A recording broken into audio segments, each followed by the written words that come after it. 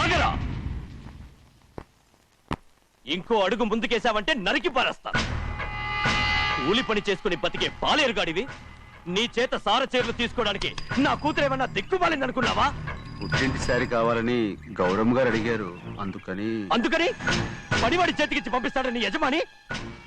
ఇన్నాళ్ళుగా మా రెండు కుటుంబాలు విడిపోవడానికి కారణం నువ్వేరా? ఆయన పంపిస్తే మాత్రం సిగ్గు చరం లేకుండా నువ్వెలా వచ్చావు? పనివాళ్ళకి సిగ్గు ఎక్కడ ఉంటుందండి? పనివాళ్ళు చూసాడా పెద్దనా నెత్తికెక్కించుకున్నారు, వాళ్ళు ఇష్టం వచ్చినట్టు ప్రవర్తిస్తున్నారు. భద్రాచలం ఏంటి ఒక్క తన్ను అంటే భద్రాచలంలో పడతావు. రే కాకరం, నువ్వేంట్రా మధ్యలో ఈ ఇంటి యజమానిలా మాట్లాడుతావు? ఏంటి అనుకుంటే ఇంటేజ్ మన కాలేరా?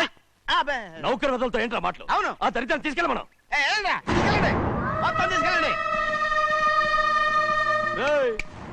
వెళ్ళి నీ యజమానితో చెప్పు, సారంటే బిచ్చం కాదు నౌకర్లతో పంపించడానికి.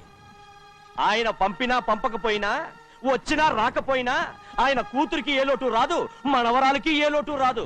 వాళ్ళిద్దరినీ ఆయన కంటే బాగా చూసుకుంటానని చెప్పు. వెళ్ళరా. రే ఆగరా, ఇంకో మాట కూడా వెళ్ళి చెప్పు.